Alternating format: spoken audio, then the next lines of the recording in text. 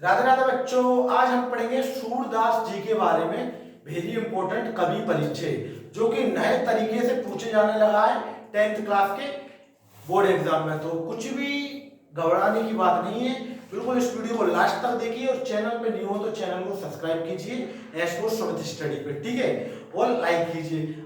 आज का जो टॉपिक है वो बहुत ही इंपॉर्टेंट रहने वाला है, सूरदास जी के बारे में कवि परिचय, ठीक है। जे आपकी बोर्ड एग्जाम जो है ना 12th क्लास नहीं 10th क्लास, इसमें नए तरीके से पूछे जाने लगा है। और वो कौन सा तरीका है आइए आज हम आपको बताते हैं। तो देखो, सबसे इंपॉर्टेंट जो आपका सूरदास जी का कवि परिचय है तो 2 नंबर में पूछे जाने लगा है, यानी कि 2 अंक में। हाँ, आपकी बोर्ड एग्जाम में 2 अंक में पूछे जाने लगा है। इसमें 2 अंक में क्या क्या पूछा जाता है वो बता देते हैं।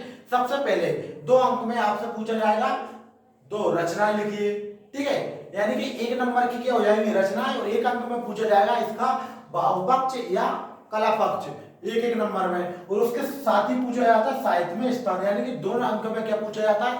पहला आपसे पूछ सकता है कि 2 रचनाएं लिखिए, और दूसरा भाव पक्ष और कला पक्ष लिखिए, जो 2 अंक में पूछा जा सकता है एक साथ। या हो सकता है आपसे रचना और साहित्य में स्थान पूछ ले, ये 2 चीज पूछ ले। तो आइए अपन इसको समझते हैं बहुत ही सरल भाषा में। कोई सा ही पूछ ले, आप दोनों तीनों अच्छे से बनाकर लिखकर आ सकते हो, ठीक है। एक बार स्वागत है आपका अपने YouTube channel S four Sumit study में। न्यू हो तो चैनल को सब्सक्राइब कीजिए।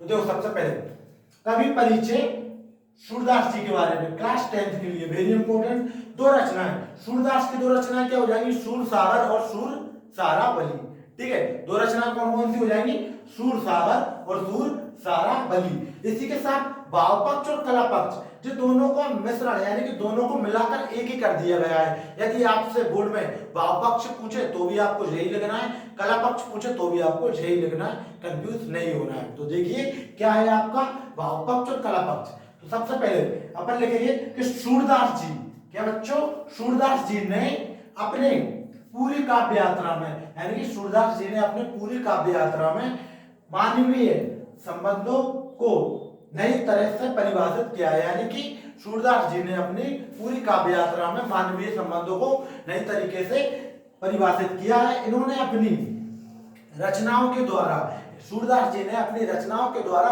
समाज को सुधारने, समाज को क्या करने बच्चों, सुधारने का बड़ा सुंदर वर्णन किया है। यानी कि सूरदास जी ने अपनी रचनाओं में समाज को सुधारने का बड़ा सुंदर ही वर्णन किया है।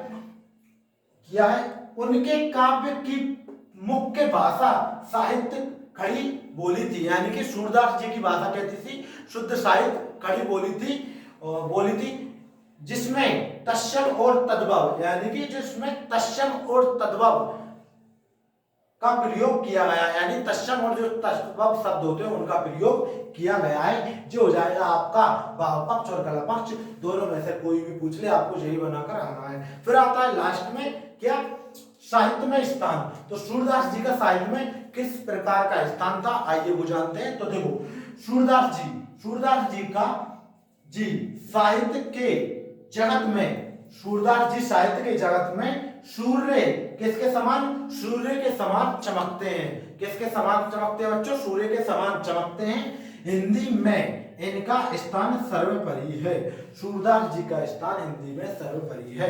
तो ये था आपके क्लास 10th हिंदी का सूरदास जी के बारे में कवि परिचय। वीडियो अच्छी लगी हो तो वीडियो को लाइक करें, और चैनल पर न्यू हो तो चैनल को सब्सक्राइब करें, और जाते जाते एक सुंदर सा कमेंट करते हुए जाएं। और मिलते हैं नेक्स्ट वीडियो में, जब तक के लिए जय हिंद जय भारत। इसी तरह पढ़ते रहिए और आगे बढ़ते रहिए।